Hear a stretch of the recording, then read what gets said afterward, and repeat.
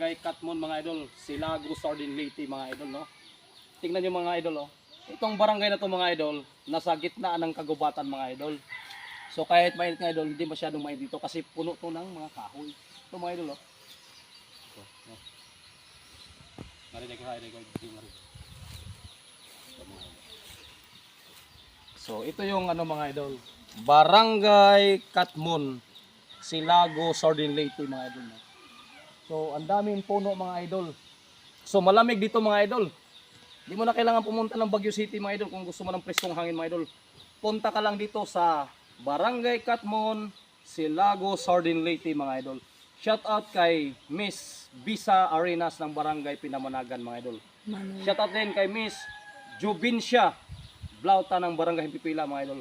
Mga idol, don't forget to share, like, and subscribe mga idol. Or just type mga idol, Rosindo Lapada mga idol. Ito yung mga idol, no? Barangay Katmon. Right, Juday.